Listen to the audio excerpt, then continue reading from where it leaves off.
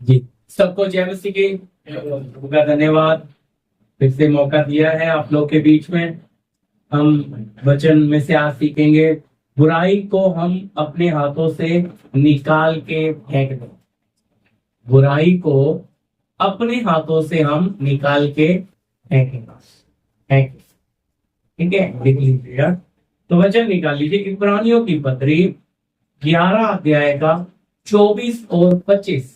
हम मूसा के जीवन से कुछ देखते हुए जाएंगे, फिर अपने जीवन से हम तुलना करते हुए जी।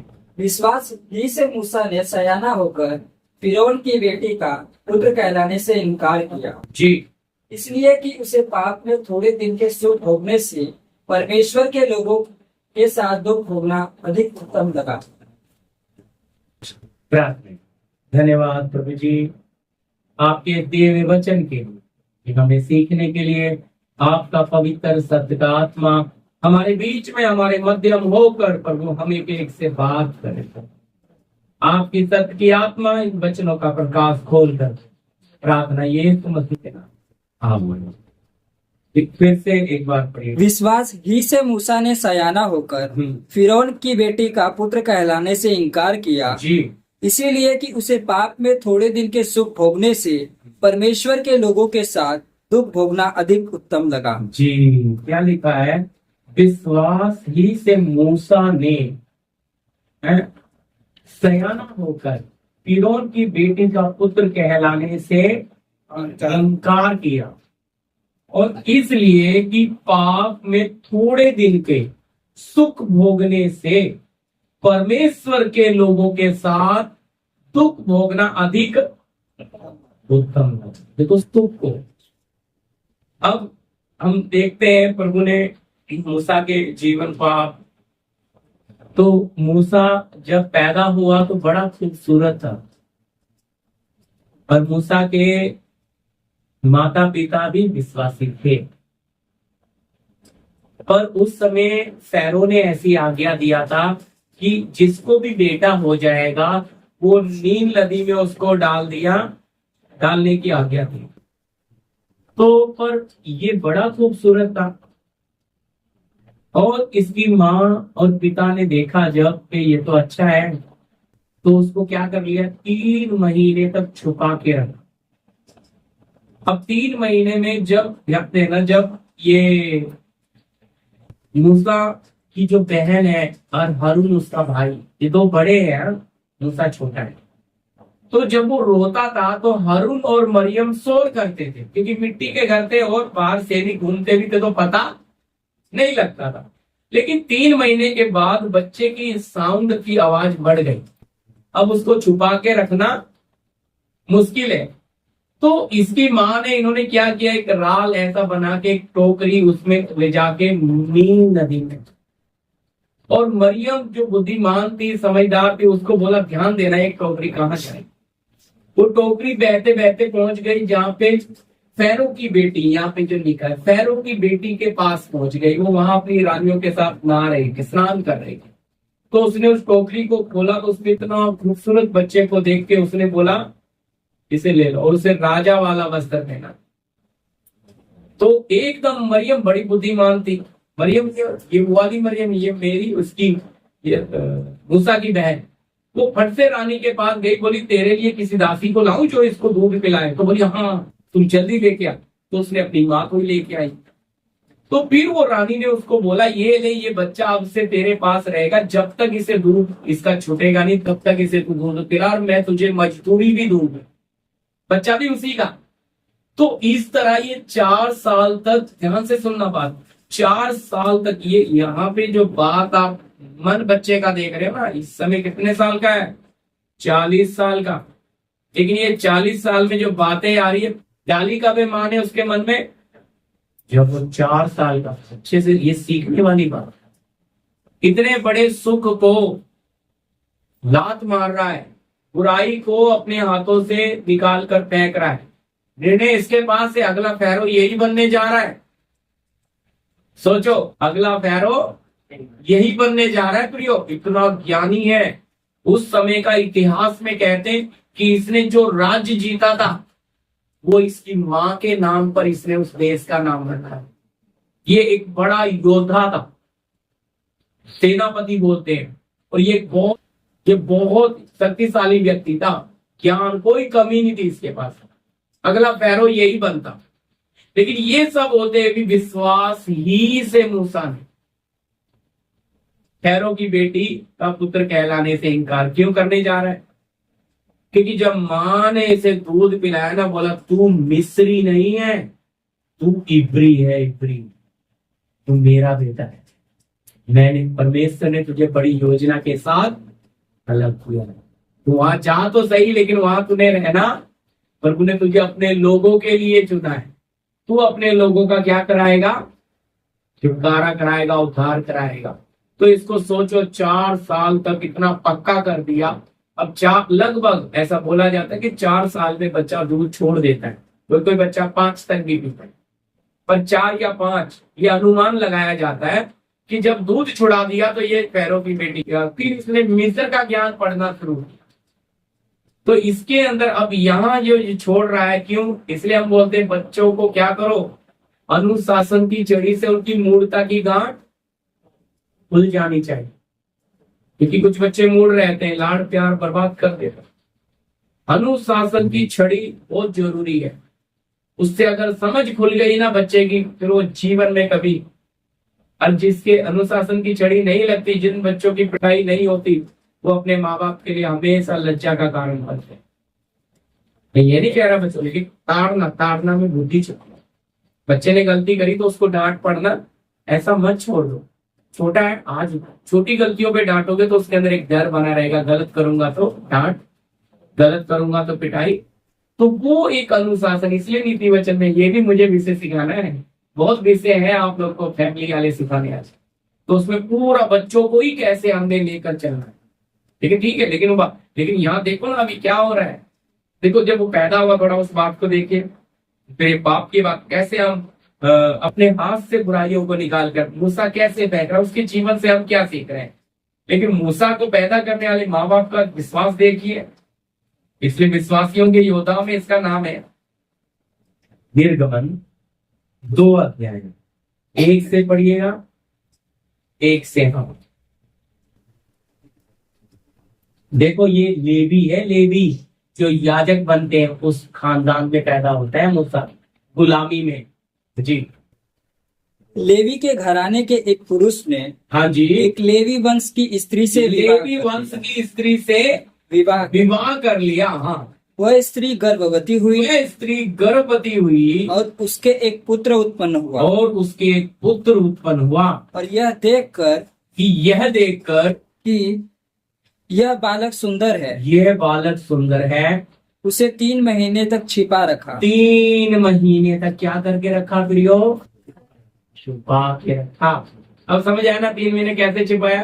क्योंकि हारून और मरियम दोनों बहन भाई, हारून के बड़े बहन भाई घर के अंदर शोर करते थे तो इसकी आवाज बाहर जाती, लेकिन 3 महीने के बाद बच्चे की किलकारी जो होती है वो बढ़ जाती है, साउंड बढ़ जाता है, फिर वो छुपा के नहीं। लेकिन बच्चा क्यों छुपा के रखा?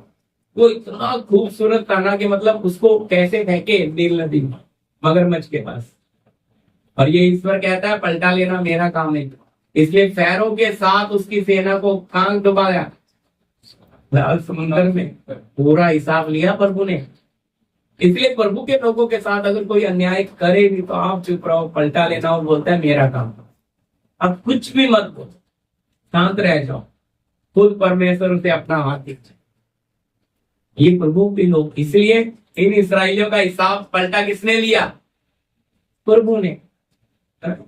अब ये इतनी छोटी उम्र में नील नदी में डाला गया। उसके बाद वहां से मरियम की समझदारी से ये वापस अपनी माँ की गोद में आ गए। वापस अपनी माँ की गोद में आने के बाद पलस आया और उसकी दूध पिलाने का क्या मिलता था उसको? मजदूरी, पैसा मिलता था भाई। अपने ही बच्चे को दूध पिलाने का परमेश्वर कैसा है, अद्भुत ईश्वर है। फिर उसके बाद ये जब 40 साल का हुआ तो इसने देखा अपने भाइयों के दुख पर नजर डाली कि मैं इनको छुड़ाऊंगा। तो इसने मिस्री को लड़ते हुए देखा तो मिस्री को मार के रेत में छुपा दिया। मैं पढ़ाने से आपको समय बचा रहा हूँ क्योंकि नए लोग सुनते हैं। तो वो रेत में छुपा दिया तो एक इब्री व्यक्ति दास ने देख लिया। अगले दिन दो इब्री भाई लड़ रहे थे, तो मूसा उनको छुड़ाने गया तो एकदम बोला, क्या तू हमें भी मार डालेगा जैसे तूने मिस्री को मार डाला? तो ये डर गया, फिर ये वहां से भागा। इसको बोलते तुझे हमारे ऊपर किसने न्याय ठहरा दिया? तो वहां की बात मूसा ने अपनी बुद्धि लगाई। क्या लगाई? कि मैं अपने लोगों को छुड़ाऊंगा, मैं इनका उद्धार करूंगा। ये बात के कारण मूसा को किधर जाना पड़ा? 40 साल में ध्यान में बिठाया प्रभु ने। तू नहीं छुड़ाएगा, तेरा ये विश्वास, तेरी अपनी बुद्धि खत्म, अपनी बुद्धि खत्म। तो याद रखिए, प्रभु में सबसे बड़ी बात हम मूसा के जीवन से सीखते हैं कि हम अपनी ताकत से कुछ भी कर नहीं सकते। तो मूसा के पास ज्ञान था मिस्र का, अब प्रभु ने सारा ज्ञान भरा। 40 साल भेड़ बकरियां चुगा के क्या किया? सारा मिस्र का ज्ञान क्या कर दिया? अब 40 साल एक आदमी वही काम करता रहेगा तो क्या हो जाएगा? अब कौन सा वो इंजीनियर है, कौन सा वो योद्धा है? बोलो, अब कौन सी आवाज? अब तो भैं बकरी की आवाजें आती है भाई, क्योंकि 40 साल हो गए भेड़ बकरी चुगा रहा है। मालूम है ना, गडरियल जो चरवाहे होते हैं उनकी आवाज बकरी वाली आवाज होती है। बकरी तुरंत समझ जाती है, भेड़ा तुरंत समझ जाता है किधर आवाज है मेरे वाली। तो बकरियां चुगाता है भाई 40 साल। अब सब भूल गया, क्या बन गया? शून्य, जीरो। हम गीत गाते हैं, शून्य से लेकर तुम। इसलिए अपना सारा कुछ त्याग कर, लात मारकर किधर आया? प्रभु के, कि मैं अपने लोगों को छुड़ाऊं। और प्रभु ने क्या दिया इसको गिफ्ट? उठा के मिद्यान में डाल दिया 40 साल। हम भी प्रभु के प्राण के द्वारा, बुद्धि के द्वारा आप प्रभु की सेवा कर नहीं सकते। याद रखिए, यहां प्राण और अपनी बुद्धि लगाई थी मूसा, लेकिन काम किसने? प्रभु को क्या चाहिए? प्रभु को खाली बर्तन। प्रभु ने मूसा को खाली करने के लिए 40 साल बिठा दिया। 40 साल के बाद जलती हुई झाड़ी में क्या किया? हम तो कह रहे हैं विश्वास ही से मूसा ने फैरो की बेटी का पुत्र कहलाने से इनकार। हाँ जी, 25 बढ़िए। इब्रानियों की पत्री 11 अध्याय का हमने 24 पढ़ा था, 25 पढ़ रहे। इसलिए कि उसे पाप में थोड़े दिन के सुख भोगने से, देखो शब्द लिखा है, पाप में थोड़े दिन के सुख भोगने से परमेश्वर के लोगों के साथ दुख भोगना अधिक उत्तम लगा। हाँ, ये किसने चुन लिया? जब याद रखिए, जब आप कहते हैं मैं प्रभु के पीछे चलूंगा, मैं प्रभु के पीछे चलूं, क्या हो जाता आपके साथ? है इस संसार की सारी शक्तियां आपके विरोध में खड़ी, पूरी जान लगा देंगी। ये बंदा भी निकला है, सच्चा है भाई। राज्य को सिंहासन को लात मारा इसने, राजा की पदवी छोड़ दी, छोटी बात नहीं है। आपने जिंदगी भर लगा के पढ़ाई किया और वो डिग्री पाया और आपको वो पोस्ट मिलने वाला, उस टाइम आपको प्रभु का मन आ जाए, जिंदगी भर की पढ़ाई को लात मारेंगे? बहुत कठिन है, समझे? अब आप बोलेंगे इतना त्याग, और इतना त्याग करने के बाद भी क्या मिल रहा है? प्रभु को समझना है, उसके व्यवहार को। लेकिन प्रभु इसे क्या बनाने जा रहा है? फैरो का परमेश्वर। हालेलुया। ये प्रभु ने इतना सख्त, क्योंकि प्रभु ट्रेन करके भेजेगा, आप अपनी वहां बुद्धि चला। जब आपकी बुद्धि खत्म हो जाएगी तो आपको परमेश्वर ने मूसा को क्या बनाया? पैरों का परमेश्वर। जब हमारी बुद्धि खत्म हो जाएगी तो हम भी क्या बन जाएंगे, इस संसार के ईश्वर के परमेश्वर। इसलिए वचन में लिखा है, तो पढ़ लीजिए चाहे यूहन्ना सुसमाचार 10 अध्याय का 34। यीशु ने उन्हें उत्तर दिया, यीशु ने उन्हें उत्तर दिया, क्या तुम्हारी व्यवस्था में नहीं लिखा क्या है? तुम्हारी व्यवस्था में नहीं लिखा है? मैंने कहा, तुम ईश्वर हो। तुम ईश्वर हो। तो शायद इधर भी आ जाइए। अब उसकी ट्रेनिंग के बाद जब उसने बुराई बड़ी कीमत को लात मार दिया, निर्गमन की किताब 7 का 1। यहोवा ने मूसा से कहा, हाँ, तब यहोवा ने मूसा से कहा, सुन, मैं तुझे फिरौन के लिए परमेश्वर सा ठहराता हूँ। क्या ठहरा रहा है? कौन? उस सारे मिस्र का परमेश्वर कौन बना था? पैरो।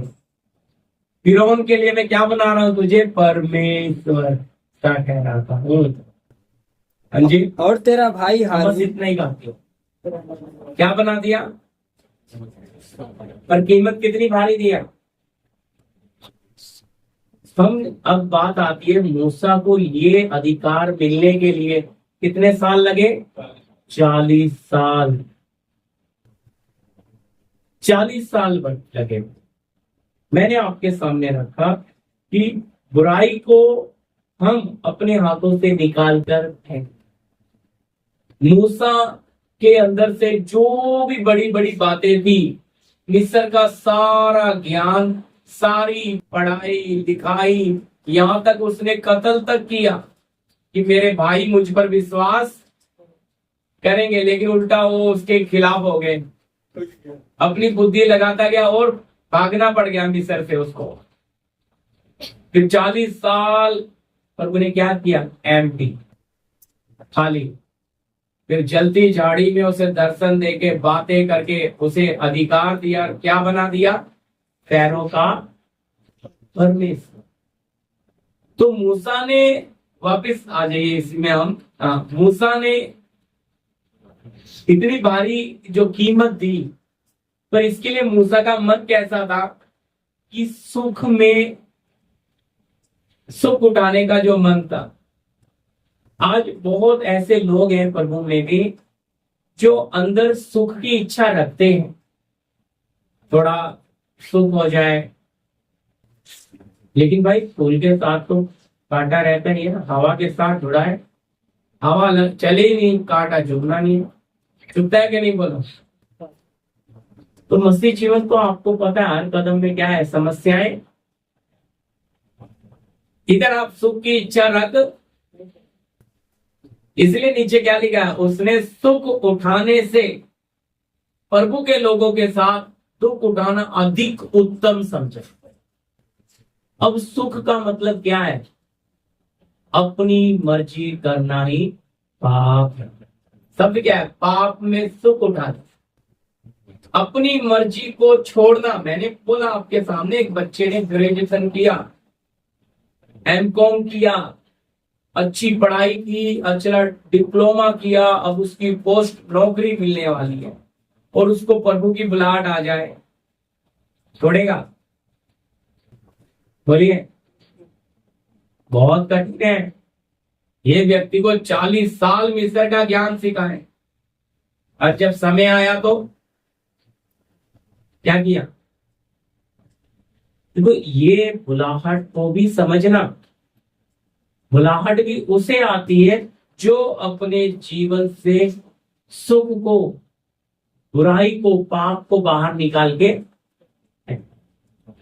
किसको निकालकर? बुराई को, पाप को, अपनी मन मर्जी को छोड़ता है। तो अपनी मन मर्जी को छोड़ना बहुत कठिन है। मैं आपको बताता हूं, जब एलिया ने स्वर्ग से आग उतारा और इस्राएलियों के ऊपर न्याय का आग आने की जगह एलिया ने वेदी बनाई, और वो आग वेदी में आके गिरी और वेदी को पूरा भस्म कर दिया। तब इस्राएलियों ने जैसा मन फिराना था नहीं फिराया, तो ये बड़ा निराश हुआ और ये गमरेल पहाड़ पे चढ़ गया, वहां पे इसने देखा कि बादल आ रहे हैं, बच्चे एक लड़के को 7 बार बोला, उसमें उसे मुट्ठी का हाथ दिखाई दिया। फिर वहां से बारिश उतार के ये वहां से निकला, एक आंधी में प्रभु ने इससे बात किया, है एलिया तेरा यहाँ क्या काम है? फिर चला, फिर एक जगह जाके ये लेट गया तो स्वर्गदूत ने इसकी पसली पे हाथ मारा और इसे एक रोटी और एक सुराही पानी पिलाया। तो अच्छी तरह समझे। फिर ये वो रोटी और वो पानी पी के 40 दिन और रात चलता रहा। वो भी कहाँ चलता रहा? पहाड़ के गोल गोल गोल। वहां लिखा है ये निराश नहीं हुआ था, हताश हो गया। ये बोला प्रभु मैंने इतना किया लेकिन इसराइलियों ने मन फिराया नहीं, हताश हो गया, बस बहुत हो गया है। तो ये उस एक सुराही पानी और एक रोटी से इतना बल पाया चलता रहा। छोटा बच्चा अगर गलती कर दे तो डांट दिया तो क्या करता है? कोई बात नहीं, ठीक है, कोई बात नहीं, जितना आवाज आएगा ठीक है, ठीक है। हाँ, छोटे बच्चे ने अगर गलती कर दी तो गुस्से, देखते कुछ बच्चे एकदम गुस्सा हो जाते तो अपनी। तो इसी तरह ये निराश हो के 40 दिन क्या करता रहा? चलता रहा, चलता रहा। सोचिए 40 दिन और रात। तब आंधी में प्रभु ने इससे बात, तो इसने बोला बहुत हो गया प्रभु। तब बोलता है अब उठ और तुझे खेत में नून का पुत्र एलीसा मिलेगा जो 12 जोड़ी बैल लेकर हल जोत रहा हो, उसको अपनी जगह पर नियुक्त कर।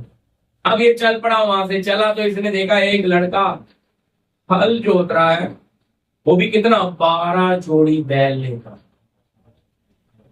12 जोड़ी बहुत होता है, मामूली आदमी नहीं इतना पड़े उसको। तो वो हल जोत रहा था, तो हल जोतते हुए एलिया ने अपनी चादर ली और उसके ऊपर डाल दी। ध्यान से सुनना। तो चादर जब डाल दी तो एलिया चल पड़ा और ये भागकर उसके पीछे गया। बोलता है मुझे थोड़ा समय दे दे, मुझे मेरे परिवार से मिलकर आने दे, अपने माँ बाप से आज्ञा ले लेने दे। ये बोलता है मैंने क्या किया तेरे साथ, चल पड़ा। तो ये फटाफट गया, सबसे पहले अपने बैल काटे, हल तोड़कर चलाया। ध्यान से सुनना, गंभीर बात है। अपनी रोजी रोटी को खत्म कर दिया प्रियो। मैं आपके सामने एक सिंहासन पे लात मारा हुआ, एक क्या अपनी रोजी रोटी, यानी कि मैं इस हल को तोड़कर और इस बैल को मारकर पूरे गांव को दावत दे दी, अभी मैं अब कभी पीछे मुड़ूंगा नहीं। इस गंभीरता को समझिए। आज क्या होता है, लोग अपने रोजगार को छोड़ना बड़ा मुश्किल। ऐसे थोड़े प्रभु में मूसा को थोड़े ऐसे ही मूसा पर पैरों का ईश्वर बन गया। उसके लिए क्या किया प्रियो? बोलिए, ईश्वर बनने के लिए कितना देना पड़ा उसको? सुख को त्याग कर दुख उठाना अधिक उत्तम समझ। अब यहाँ पे ये व्यक्ति ताकतवर है, बुद्धिमान है, बड़ा हो सकता है, खेत का भी बड़ा मालिक हो, लेकिन इसके पास बड़ी संपत्ति क्या थी? वो 12 जोड़ी बैल और हल। अब सोच कर देखिए, अगर अपने हल को तोड़कर जला दिया तो पीछे मुड़ेगा? फिर उस एलिया के पीछे चल पड़ा। तो इसीलिए तो कितना पाया एलिया से? 2 गुना। कहता है उठा, तू उठाया जाने से पहले तेरे ऊपर जो आत्मा है उसका 2 गुना मुझे चाहिए। कीमत भी तो ऐसी मांग ली उसने। तो एलिया बोलता तूने कठिन चीज मांगी हो, यदि तू मुझे उठाते हुए देख ले तो प्रभु करे तो हो सकता है। तभी तो पीछे पड़ा रहा है, मैं उस बात में नहीं ले जा रहा, लेकिन हमारे लिए मैं कह रहा प्रियो, हम जिस इच्छाओं में पड़े रहते हैं ना, उन इच्छाओं को नहीं। हम प्रभु के पीछे तो चलना चाहते हैं, लेकिन अपने विचारों को बाहर निकालते, अपनी इच्छाओं को बाहर निकालते हम ये क्यों नहीं कहते प्रभु तू जो चाहता है वो? हाँ प्रभु मैं ये चाहती हूँ, मैं ये चाहता हूँ, मैं ये बनूं, लेकिन अगर तू चाहता है तो रास्ता बने, अगर तू नहीं चाहता तो ये रास्ता बंद। तू जिस रास्ते पे मुझे लेके जाना चाहता है प्रभु, मैं अपनी मर्जी आपकी मर्जी में छुपाती हूँ, छुपाता हूँ। ध्यान से सुनना, ऐसा समर्पण जब करता है व्यक्ति तो फिर उसके जीवन में कितना भी कष्ट आए उसे कोई परवाह, क्योंकि वो अपने आप को किसकी मर्जी में दे दिया। ऐसे ही हाली जला दिया उसने, ऐसे ही इसने पैरों के सिंहासन को लात नहीं मारा। ये दोनों कितने बड़े संत, कितने बड़े अभिषेक पाए हुए व्यक्ति को है। एलिया के बारे, एलिसा के बारे में पढ़ोगे, उसकी बॉडी गुफा में दफनाई जाती थी। तो उधर अचानक कुछ जंगली जानवर सेना आ गई, तो मुर्दे को लेकर जा रहे थे फिर लोग, और मुर्दे को उन्होंने गुफा में फेंक दिया। एलिया की हड्डी में, एलिसा की हड्डी में छुआ, मुर्दा उठ के जिंदा हो। हम छोटा आदमी है, 2 गुना आत्मा पाया, उसकी हड्डी में भी इतना अभिषेक। कोई मामूली लोग नहीं थे, इन्होंने उतना भारी कीमत दिया, फिर जितना दिया तो उसका कई गुना पाया।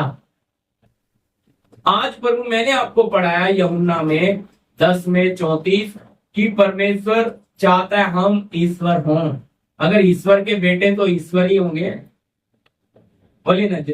जिसके बेटे हम जिसे बाप कह रहे हैं तो उसके बच्चे क्या बनेंगे? ईश्वर ही तो बनेंगे। और जब इस तभी अंधकार की शक्तियां क्या होंगी? डरेंगी, भागेंगी। लेकिन अब हम ईश्वर बनना ही नहीं चाहते, क्योंकि ईश्वर बनना है तो क्या छोड़ना पड़ेगा?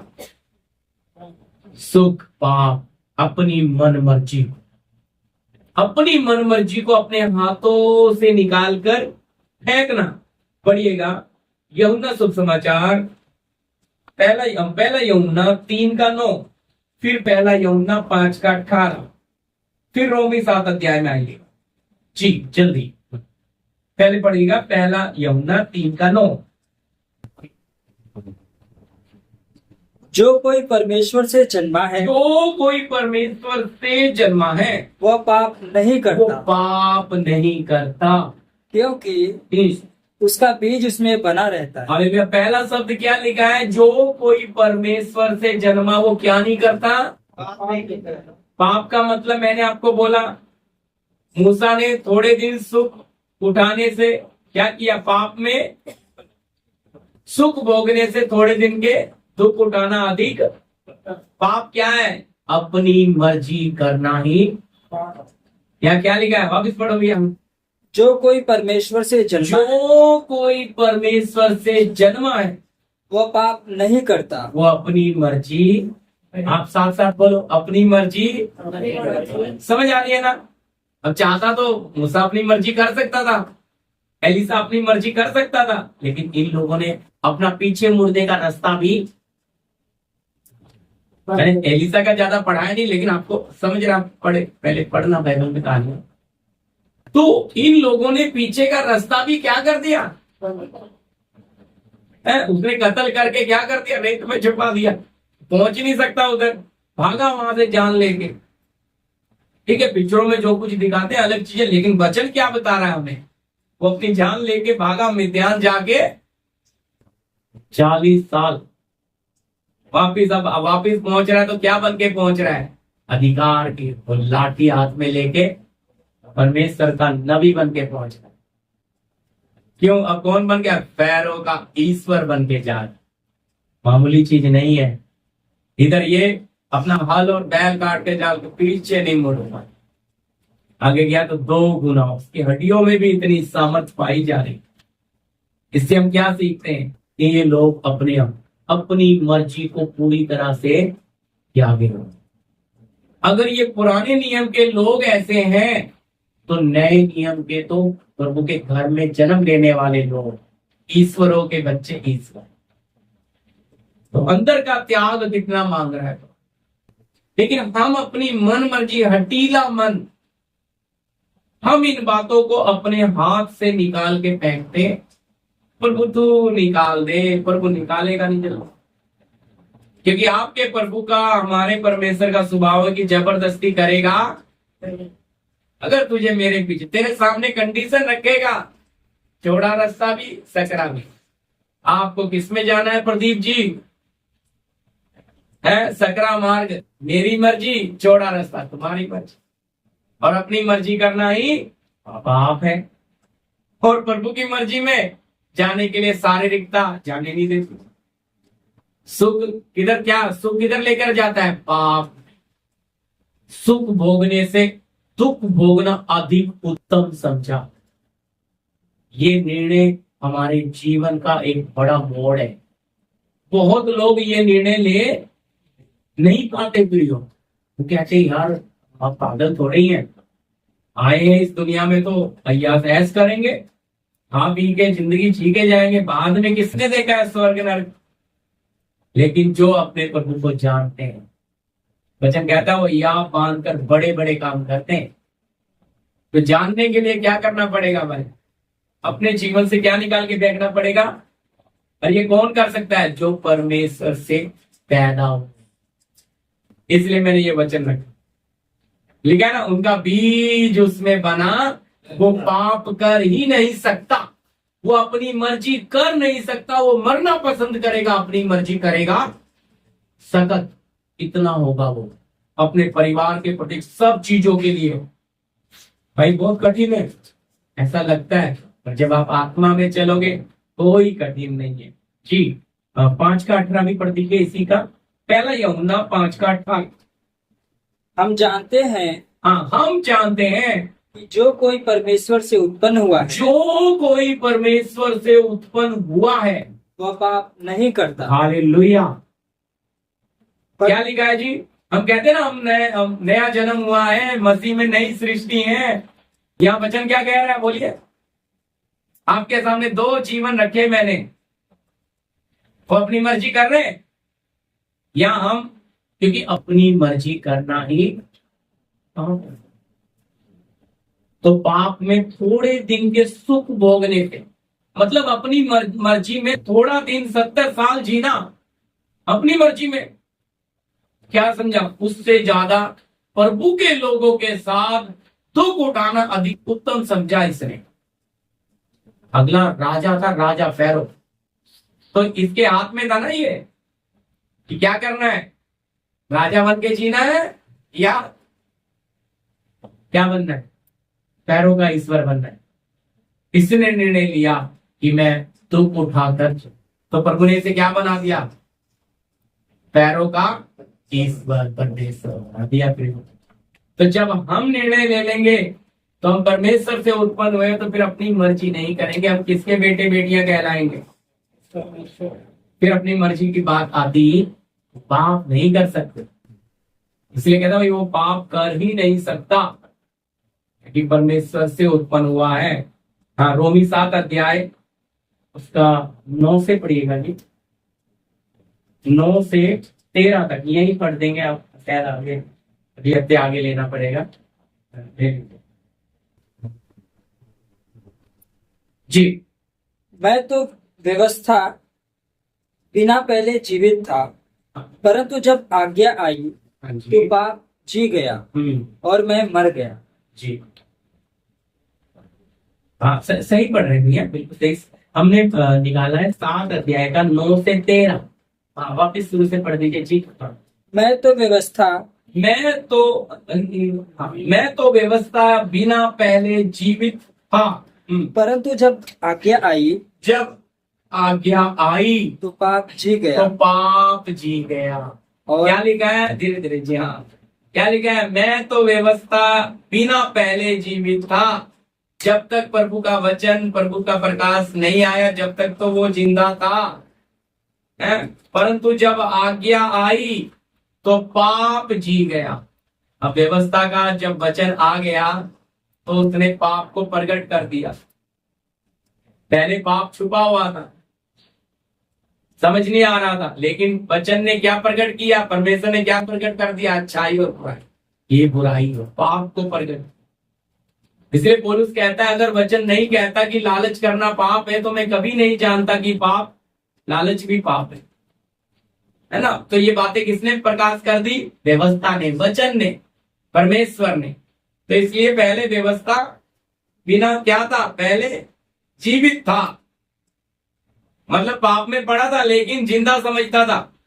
जब आज्ञा आ गई तो आप जी गया और मैं, समझ आ रही मेरी बात, मैं धीरे बांट रहा हूं, सुन लीजिए। जब आज्ञा आ गई तो कौन जी गया, आप जिंदा नजर आया मुझ में, क्योंकि मैं तो मेरी मन मर्जी में जी रहा हूं, और मैं मरा हुआ नजर आया। जी हाँ जी, आगे। और वही आज्ञा और वही आज्ञा जो जीवन के लिए थी, जो जीवन के लिए थी, मेरे लिए मृत्यु का कारण मेरे लिए मृत्यु का कारण ठहरी। ठहरी। हाँ, क्योंकि पाप ने क्योंकि पाप ने अवसर पाकर, अवसर, देखो मन मर्जी ने अवसर पाकर, हाँ, आज्ञा के द्वारा आज्ञा के द्वारा मुझे बहकाया, मुझे बहकाया, और उसी के द्वारा और उसी के द्वारा मुझे मार भी डाला। मुझे मार भी डाला। तो क्या आदम बगीचे में क्या हुआ था, है? शैतान परमेश्वर से आज्ञा पाकी आदम बगीचे में गया, प्रभु ने बोला जा परख ले, चेक कर ले मेरे बेटे को। अय्यूब के पास किसने भेजा, हम विश्वास करते हैं कि आदम बगीचे में भी प्रभु ने ही भेजा है। क्या करने, मेरी आज्ञा मानेगा। देखो गहरी बात रख रहा हूं, सुनना। हम किस प्रकार इस शैतान की अपनी मनमर्जी करना पाप कैसे है, पाप हमारे अंदर जी रहा है, पाप हमारे अंदर राज्य कर रहा है, हमारे अंदर जीवन आया है कि नहीं, हमें कैसे पता लगेगा। यदि हम अपनी मनमर्जियों में जी रहे हैं तो अभी भी क्या है, हम आत्मा में मरे हैं। जीवन किधर, मैंने आपको 2 वचन का प्रमाण दिया कि जो परमेश्वर से उत्पन्न हुआ वो पाप कर ही नहीं सकता, क्योंकि उसका बीज उसमें बना है। 2 लोगों का जीवन आपके सामने रखा, उनके पास मौका था, वो अच्छा जीवन जी सकते थे, लेकिन कैसा जीवन जिए वो, बोलो। आत्मिक अधिकार पाने के लिए कितना नीचे चले गए, अपनी पदवी, अपने बड़ेपन सब को शून्य बने।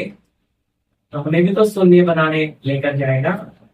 पर पाप का ऐसा स्वभाव है, मन मर्जी ऐसी चीज है, ये कभी इंसान को नीचे आने नहीं, झुकने नहीं, छोटा बनने नहीं, बड़ा बन, बड़ा पागल है क्या छोटा बनेगा, बड़े बनो। हम भी अपने बच्चों के आते, मनोज भाई हम बातें कर रहे थे किसी के पास, बच्चों को बड़ा बनाने के चक्कर में अब सर दर्द है, कोई भाई बता रहे थे मनोज भैया, तो बड़ा सच है ये बात भाई। जब हमारे बच्चे बड़े, पर उन्हें बड़े बनाने पर किसमें प्रभु में, आत्मा में बड़े बनाने की जगह किधर बड़े बना दिया। फिर वही बच्चे हैं जो अनाथ आश्रम छोड़ के आते हैं। बुरा नहीं मानना मेरी बात, क्योंकि अगर उनके अंदर ये डाला होता तो वही बच्चे क्या करते, उसका पति पला पाते। जो टाइम पे नहीं दिया गया, ये हालत है आज। क्यों मसीह लोगों में भी बहुत है, एक बहन है 13 तक है, लेकिन 9 से पढ़ा ना, 10 पढ़ो। हाँ, और वही आज्ञा जो जीवन के लिए थी, मेरे लिए मृत्यु को कारण ठहरी। अच्छा, मृत्यु का कारण ठहरी। हाँ, क्योंकि पाप ने अवसर पाकर आज्ञा के द्वारा मुझे बहकाया। किसके द्वारा, अब प्रभु ने आदम बगीचे में सांप को या उस पुराने सांप को भेजा, तो किसने आज्ञा दिया जाने के लिए, कैसे समझेंगे हम, इसका रेफरेंस क्या है, कुछ बताओ मुझे। वचन में कुछ जोड़ा होना चाहिए ना, अब ये बात ऐसे बोल दोगे मुंह से थोड़ी चलता है। रेफरेंस बताओ, आज्ञा प्रभु ने दी, कुछ तो बताओ। उसका बनाने वाला परमेश्वर है। हाँ। उसको आगे भी करना भाई रेफरेंस बोला ना आपको, आयुब के पास शैतान को कितने भेजा, नहीं, आयुब का नाश करने के लिए। सारी संपत्ति आग भिड़ी, सब मर गया, सब बच्चे मर गए, किसने नाश करने भेजा, आज्ञा किसने दी। तो क्या तूने मेरे पुत्र आयुब पर ध्यान दिया, मेरे दास जैसा कोई खरा, मेरा भय मानने वाला, बुराई से दूर रहने वाला, धर्मी, ऐसा कोई पुरुष है ही? बता रहा हूँ, वो अलग चीज है, बताता हूँ, क्लियर करता हूँ। हाँ? बोलिए। आदम को तो आज्ञा दिया था ना, ये फल, वृक्ष का फल नहीं खाओ। लेकिन यहाँ अभी शैतान को आज्ञा कहाँ दिया? कैसे हम रेफरेंस देंगे? यहाँ आज्ञा दिया, क्योंकि ये विवेक के युग का आदमी। तो आदम के बगीचे में पुराना सांप या शैतान ऐसे बिना अनुमति के घुस नहीं सकता। इसको और कैसे समझेंगे? क्योंकि जब पुराना ये जो लूसीफर है, हिजकेल की किताब 28 अध्याय पढ़ेंगे तो वहां पे भी क्या हुआ था? लेन देन की बहुतायत के कारण उपद्रव से भरकर लूसीफर पापी बन गया।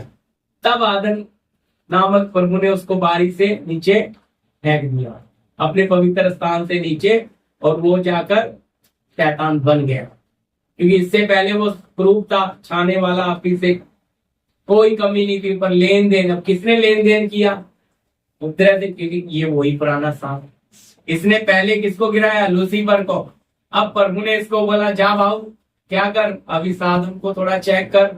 मैंने आदन बगीचे में एक पेड़ लगाया और इसको अनुमति दी है कि उसका फल नहीं खाना। अब तू जाके चेक कर, ये फल खाएगा कि नहीं। तब उसने देखा दोनों को, इन दोनों में से स्त्री बड़ी चालाक है। जब आदम इधर उधर था तो उसके पास पहुंच गया और कहता है, क्या सच है परमेश्वर ने तुम्हें आज्ञा दिया इस वृक्ष में से किसी का फल? हाँ, इस वृक्ष का तो हम सब फल खा सकते हैं। अब वो समझ गया, प्रभु ने तो बोला है बीच वाला फल नहीं खाना वृक्ष का। ये ज्यादा चालाक बन रही है, ये मेरी बातों में फंस, तो उसको उसी बातों में फंसा। जो लोग चालाक होते हैं वो अपनी चालाकी में फंस जाते हैं। हालेलुया। तो ये उसकी शिकार बन गई। अब वो फिर आगे है। लेकिन हम रेफरेंस देते समय हम पहले अय्यूब आएगा, क्योंकि अय्यूब विवेक का युग है। तो प्रभु ने भेजा अय्यूब के पास। तो इससे हम क्या समझते हैं?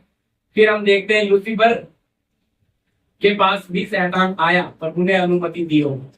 फिर इन दो रेफरेंस से हम समझते हैं आदन बगीचे में भी पिता ने आज्ञा दिया, इसलिए यहाँ पौलुस कह रहा है। पहले लूसीफर तो स्वर्गदूतों का युग था ना पहले, तो लूसीफर को गिराया, स्वर्गदूतों का युग खत्म किया, उनके पाप के कारण पृथ्वी को विनाश कर दिया। लाखों साल ये पृथ्वी क्या करती रही? कुछ पानी में और कुछ जगह पे देखो लावा निकलता, आग में चलती रही। तब प्रभु ने कहा सूखी भूमि दिखाई, बादल क्या आ जाए। नाइट में सिखाया था ना थोड़ा सा मैंने आप लोगों को। बादल क्या आ जाए? रोशनी दे। भाई रोशनी दे तो बनाया तब। उत्पत्ति 3 अध्याय में कहीं भी रचने का शब्द नहीं है। रोशनी निकला, आ गई। सूखी भूमि आ गई। बनाया कब? भाई वो सब पहले से ही बनाया था, स्वर्गदूतों के युग में नाश कर दिया था सब, डिस्ट्रॉय। उसको रिपेयरिंग कर रहा है। समझ आ रही ना बात? रिपेयरिंग कर रहा है। क्या आ जाओ, पेड़ उगाओ, क्योंकि पहले से ही है बीज उसमें, सब चीजें वहां आ रही है। तो इसलिए उत्पत्ति, तो इसलिए यहाँ पे वापस 10 पढ़िए भैया, देखो ध्यान से सुनना। और वही आज्ञा, हाँ जी, वही आज्ञा जो जीवन के लिए थी, जो जीवन के लिए थी, मेरे लिए मृत्यु का कारण ठहरी। क्या बन गई? आज्ञा क्या थी? इस वृक्ष का फल तो कभी ना खाना। प्रभु ने आज्ञा दी। अब इसके लिए मृत्यु कैसे बनी? क्योंकि बहकाने वाला आ गया ना अंदर, परखने वाला परमेश्वर है, धर्मी को परखेगा। आदम धर्मी है, रोशनी पहने है, अच्छा है। अब उसे परखने के लिए किधर आ गया? किसको भेजेगा बोलो परखने के लिए? शैतान को ही भेजेगा। इसलिए स्त्री का वंश और शैतान के वंश में क्या पैदा किया उत्पत्ति 3:15 में? समझ आ रहा है ना? दिख नहीं रहा, लेकिन यहाँ प्रकट हो रहा है। यही है पुराना। किधर आ गया? आज्ञा के द्वारा। हाँ जी, मृत्यु का कारण ठहरा। 11 क्योंकि पाप ने अवसर पाकर क्योंकि पाप ने अवसर पाकर आज्ञा के द्वारा मुझे आज्ञा के द्वारा मुझे बहकाया। आज्ञा ना मानना ही क्या है? पाप है।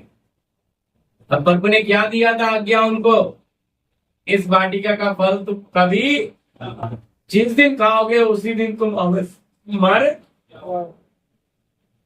तो आज्ञा दिया था, तो इन्होंने क्या किया? आज्ञा तोड़ दी। तो अब समझ आ रहा ना, मन मर्जी करना ही पाप क्यों है। धीरे धीरे बांट रहा हूं ताकि आपको समझ आए मन मर्जी करना ही क्यों पाप है प्रभु की दृष्टि में। क्योंकि यहाँ पे आदम हवा कौन सा बड़ा पाप कर रहे हैं भाई? बस आज्ञा ही तोड़ रहे हैं, अपनी मर्जी कर रहे हैं। इसलिए जड़ यही है, मैं आपके सामने जड़ ही रख रहा हूं। इसलिए पाप में थोड़े दिन के सुख उठाने से उसने अधिक दुख उठाना अधिक उत्तम समझा। तो आज कारण क्या है? मन मर्जी पाप में लोग क्यों जा रहे हैं? क्योंकि वो मन मर्जी छोड़ना अपनी मर्जी में। माँ बाप भी आजकल बच्चे नहीं चाहते कि हमारे ऊपर कोई अधिकार चलाए, हम जो करना चाहते हैं वही करने दो, हमें जो बनने दो, हमें मन मर्जी के लिए छोड़ दो। मम्मी मत हमारे काम में रोक टोक मत करो, हमें तंग मत करो। हमें जो माँ बाप रोक टोक नहीं करते वो बड़े प्यारे हैं, और जो रोक टोक करते हैं वो दुश्मन है। बुरा नहीं मानना, अच्छा नहीं लगता, शारीरिकता को अच्छा नहीं लगता। मेरे माँ बाप, मेरी माँ मेरे पहनने ओढ़ने पे, मेरा बाप मेरे पहनने, पर वो प्यार करते, वो चिंता करते, वो नहीं समझते। उनको ऐसा लगता है ये हमारे हर चीज में हमें, लेकिन भाई वो सच्चा प्यार। लेकिन कौन सी चीज नहीं चाहती? मन मर्जी नहीं चाहती कि हमें कोई रोके टोके। मन मर्जी यही है पाप। समझ आप? पाप की पकड़ आ रही ना आपको? कोई बड़ा पाप नहीं हुआ अदन बगीचे में, लेकिन पाप की और गहराई समझेंगे तो उन्होंने अपने पिता की आज्ञा का उल्लंघन किया। यानी कि स्वर्गीय पिता की आज्ञा से ज्यादा शैतान की आज्ञा का महत्व दिया। उसने बोला परमेश्वर तो जानता है जिस दिन तू इसका फल खाओगे उसी दिन अवश्य और तुम्हारी आंखें, और तुम भले बुरे का ज्ञान पाकर परमेश्वर के तुल्य। कैसे बहका दिया आज्ञा के द्वारा? इनको आज्ञा मिली थी जिस दिन खाओगे अवश्य मरोगे, लेकिन वो बोलता नहीं नहीं नहीं, तुम्हारी तो समझ खुल जाएगी, तुम तो भले बुरे का ज्ञान पाके परमेश्वर के तुल्य हो जाओगे। अच्छा, उसने देखा बड़ा सुंदर है, खूबसूरत है, निर्णय करती रही, सोचती रही, कई दिन लगे। फिर मैंने आपको पढ़ाया इच्छा अभिलाषा कैसे खींच कर, है ना, याकूब की पत्री से पढ़ाया था। फिर धीरे धीरे अभिलाषा इतनी बढ़ गई कि पाप को उत्पन्न किया, है ना। वहां पे गर्भ धारण कर लिया, सांप चला गया, शैतान चला गया, बीज बो गए। अब वही अभिलाषा बढ़ते बढ़ते पाप में बदली। इसी तरह हम अपनी मन मर्जी करते करते करते पाप में चले गए। ये है असली चीज। परमेश्वर कभी नहीं चाहता कि हम अपनी मर्जी पर, प्रभु हमें पृथ्वी पर रखा क्यों? हमें जन्म क्यों दिया? हमें माँ बाप क्यों दिया? हमें परिवार क्यों दिया? यदि हमें अपनी मर्जी के लिए जीना ही नहीं था तो प्रभु फिर हमें रोबोट बना देता, हमें मशीन बना देता। ताकि क्या करते? तू हिलाता तो हिलते, तू बोलता तो बैठ। पर नहीं नहीं, प्रभु हमें प्यार करता था, इसीलिए उसने हमें फ्रीडम, आजाद मर्जी दिया कि बेटा तुम्हारे पास चौड़ा रास्ता भी है, सकरा भी है, तुम चुन लो। अगर तुम जीवन के रास्ते को अपनाओगे तो उसमें तकलीफें तकलीफें हैं, पर उसके बाद उसका परिणाम अनंत जीवन है। यदि तुम चौड़े रास्ते में जाओगे उसमें सुख तो मिलेगा मन मर्जी में, लेकिन बाद में युगन युग का नरक भी मिल जाएगा। अब चुन लो। कहते जी आदम तो एक ही बार गलती करके मृत्यु आ गई, पर हमारे लिए तो पूरा जीवन है, पूरा जीवन है। सोचो, इसलिए आज्ञा ने अवसर पाकर मौका पाया। पाप ने क्या पाया? कब मौका पा लिया बोलो? जब क्या थी? हवा अकेली, आराम से आकर उसको बहका। अगर शायद आदम साथ होता तो ऐसा मौका नहीं होता। अवसर ढूंढता है पाप। आप आपके ऊपर एकदम हैवी नहीं होएगा, छुप कर बैठा रहेगा। आपके सिर पे कब सवार होगा? जब सारा माहौल देखेगा कि इसको कोई सपोर्ट करने वाला, कोई समझाने वाला पास, तब प्रियो आप पर ऐसा हैवी हो जाएगा, फिर आप नहीं रहेंगे। लोग भी कहते हैं ये मेरा बेटा नहीं है, ये मेरी बेटी, ऐसा जीतेगी।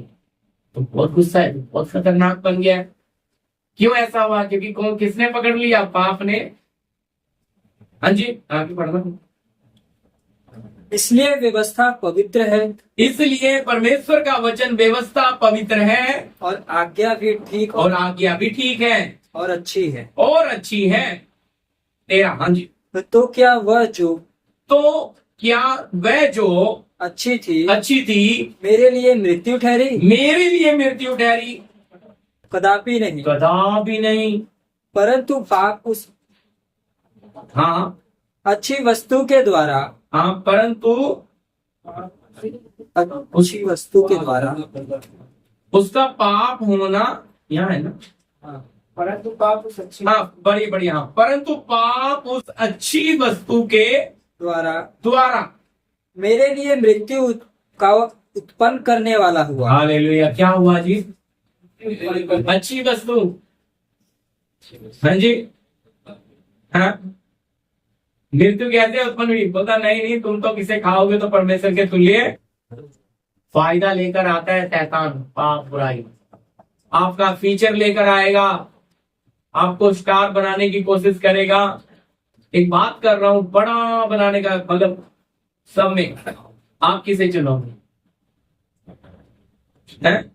या साफ लिखा है, परंतु पाप ने उस अच्छी वस्तु के द्वारा मेरे लिए मृत्यु को उत्पन्न, हाँ जी पढ़े भैया, मृत्यु को उत्पन्न करने वाला हुआ कि उसका पाप होना प्रकट हो और आज्ञा के द्वारा पाप बहुत ही पापमय ठहरे। हालेलुया। पाप बहुत ही पाप में है। हालेलुया। क्या है? लास्ट पढ़ लीजिए, फिर इसके हम अगली बार आगे लेंगे। दूसरा पत्रस 2:14। पाप बहुत ही पाप में है। जो लोग अपनी मन मर्जी करते हैं प्रियो, वो चाहते नहीं हमारी मन मर्जी में कोई हाथ, हमें कोई रोक टोक करे, उनमें इतना जब पाप बढ़ जाता है, फिर वो किसी को देखता, बड़ा छोटा कोई नहीं, रिश्ता भी नहीं दिखता।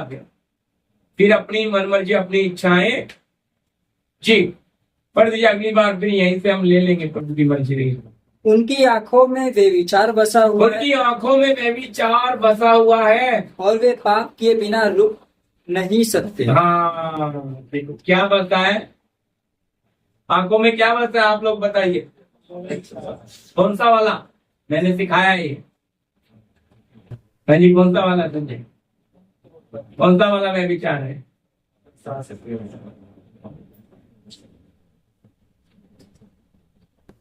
कौन सा वाला व्यभिचार? हाँ जी,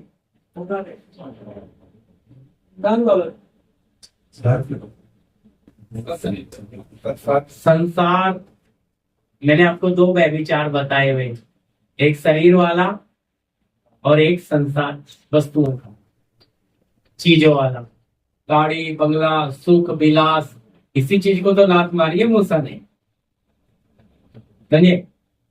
तो कौन सा वाला आंखों में क्या बसा है? बोलते ना, देखो इसकी आंखों में तो ये जवान है, बहुत सपने हैं इसके जीवन में, तो बहुत इच्छाएं है इसकी, तो बहुत सपने रखकर बैठा है, ये तो बहुत उम्मीदें रखकर बैठा है। कुछ लोग उम्मीदों के अंडे पे बैठे हैं, कुछ इच्छाओं के अंडे पे बैठे हैं, कुछ सपनों के अंडे पे। सबके अंडे सड़ भी रहे हैं, लेकिन अंडा बैठे हैं। समझा नहीं मेरी बात? ये लोगों के अंदर पड़े, इसलिए क्या लिखा? उनकी आंखों में व्यभिचार बसा हुआ है और वो पाप किए बिना रुक, मन मर्जी के बगैर मानेंगे ही नहीं। मर जाएंगे लेकिन मन मर्जी छोड़ेंगे, खतरनाक है। इतने क्रूर हो जाते हैं लोग। क्यों हो जाते? कारण पाप ने उनकी बुद्धि को पकड़ रखा है। आसान नहीं है सकरे मार्ग को चुनना। निर्णय कौन करेगा? आप ही तो करोगे। आपको निर्णय करने जोगा छोड़ेगा ही नहीं ये पाप। पकड़ के ऐसा रखता है, कितनों को गुलाम बना रखा है। इसलिए हम आराधना करते हैं, प्रार्थना कि लोगों की बुद्धि खुले, उनकी समझ खुले, वो गुलामी से बाहर आ जाए। बातें तो करते हैं कि हम संसार के गुलाम नहीं है, लेकिन आज भी वो गुलाम पड़े। स्वतंत्रता की बातें करते हैं, लेकिन वचन कहता है वो आप ही सड़ाहट के गुलाम है। उनको आप ही सुख चाहिए है कि बाइक चला चला के परेशान है, अब एसी कार हो जाए, बारिश में बड़ा तंग होते हैं, खोली में रहते परेशान है, अभी फ्लैट हो जाए, 2 BH चाला। लोगों की खुद अभिलाषा है, वचन में लिखा दूसरों को छुड़ाने की बातें करते हैं, पर खुद सड़ाहट के गुलाम है, खुद वो सुख चाहते हैं। आपने सुख को लात नहीं मारा तो आप दूसरे को सुख को लात मारने का सिखा नहीं सकते। आप पहले जी कर दिखाएं। ये संत लोग जिए और इन्होंने तब दिए। याद रखना, पाप वास्तव में पाप में है। मैं दोनों बातें आगे लूंगा। तो आज क्या सीखा हमने? बुराई को, यदि मन मर्जी को क्या करना है? अपने हाथों से आप फेंकना है।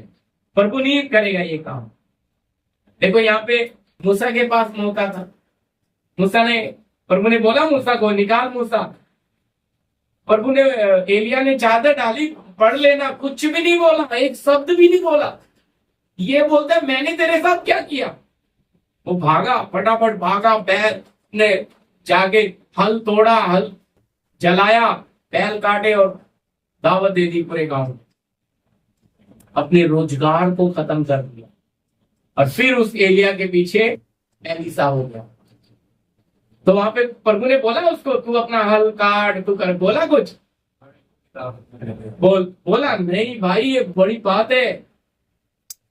अब इन्होंने अपने हाथ से वो चीजें लिखा, पाप में सुख भोगने से मसीह लोगों के साथ दुख भोगना अधिक उत्तम, अधिक उत्तम। यानी कि जीवन को सकरे मार्ग को चुनना ये आप ही के हाथ में, जीवन और मृत्यु। प्रभु ने तो आपके सामने रखा, भाई आप चुनो। लेकिन ये पाप बड़ा अवसर ढूंढता है, अवसर ढूंढकर बराबर अपने समय पे इसका दसना भी बड़ा खतरनाक। ठीक है, मैं सोचा पूरा हो जाएगा, कितने रहेंगे? 5 वचन रहेंगे। ठीक है, चलो प्रभु की मर्जी रही तो आने वाले दिन में ले लेंगे। ठीक है, कोई सवाल है? समझ आया? प्रार्थना करेंगे ये 10-5। मनोज भैया हमारे बीच में प्रार्थना करेंगे ना, हमारे बीच में भाई जी कर देंगे। जी धन्यवाद करते मेरे पिता, पवित्र परमेश्वर, राजाओं के राजा, सर्वशक्तिमान प्रभु, धन्यवाद करते प्रभु आज के दिन के लिए। प्रभु हमने सब ने जो वचन सुना प्रभु, धन्यवाद करते आपके दास के द्वारा प्रभु आपने बातें कैसे हम अपने जीवन के प्रभु एक एक कमियों को प्रभु हम संतों के द्वारा जो हमने सीखा प्रभु निकाल कर फेंकने के लिए पवित्र आत्मा आप मदद करें। कैसे मूसा ने प्रभु संसार को त्यागा प्रभु, थोड़े दिन के लिए दुख भोगने से अच्छा उन्होंने प्रभु मसीह लोग के साथ प्रभु, धन्यवाद करते प्रभु, हालेलुया, धन्यवाद करते प्रभु। सुख भोगने से अच्छा उसने दुख भोगना अच्छा उत्तम समझा। धन्यवाद करते राजाओं के राजा प्रभु, कैसे आप अपने लोगों को प्रेरित करते हैं प्रभु, कि हम आज्ञाकारिता में चले प्रभु, आपके बताए हुए वचनों को पालन करें प्रभु। धन्यवाद करते प्रभु, एक एक बात सीखने के लिए, समझने के लिए प्रभु, और आपकी पवित्रताई में बढ़ने के लिए प्रभु आप हम सब की मदद करें मेरे पिता। जो वचन हम सब ने सीखा प्रभु, हम सब के जीवन में लागू होने के लिए पवित्र आत्मा आप मदद करें प्रभु। प्रभु आपके स्वभाव में प्रभु, आपके डेल डॉल तक प्रभु बढ़ने के लिए प्रभु आप हम सब की मदद करें प्रभु। इस वचन के द्वारा प्रभु, इस YouTube के द्वारा प्रभु जो जो सीखने पाए प्रभु, जो जो सुनने पाए प्रभु, वो सबके जीवन में प्रभु आपकी आत्मा का बड़ा अभिषेक हो मेरे पिता। प्रभु आपने इस पृथ्वी पर हम सबको रखा है मेरे पिता, कि आपकी आज्ञाओं का पालन करे प्रभु, आपके कहे हुए वचन का पालन करे मेरे पिता, और आपके स्वरूप और समानता में हम सब बदल जाए मेरे पिता। आप हमें हमारा इंतजार कर रहे हैं मेरे पिता। आपने हमारे सामने प्रभु आशीष और प्रभु श्राप दोनों रखा है मेरे पिता। हमारी मर्जी को ऊपर रखा है प्रभु कि हम जिसे चाहे उसे चुन ले मेरे प्रभु। धन्यवाद करते मेरे पिता प्रभु, हम सबके द्वारा प्रभु आप सबको आशीष करें प्रभु, और इस वचन में चलने के लिए कृपा दे प्रभु। हम सब भाई बहनों को, आपके दास को, इस समय को आपके हाथों में सौंपते हुए प्रार्थना यीशु मसीह के नाम से मांगते हैं, आमीन। आमीन। अब पिता का प्रेम, पुत्र का अनुग्रह, पवित्र आत्मा की सहभागिता, संगति हमारे साथ, तमाम संत लोगों के साथ प्रभु यीशु के दूसरे आगमन तक होता रहे, आमीन। सबको जय मसीह।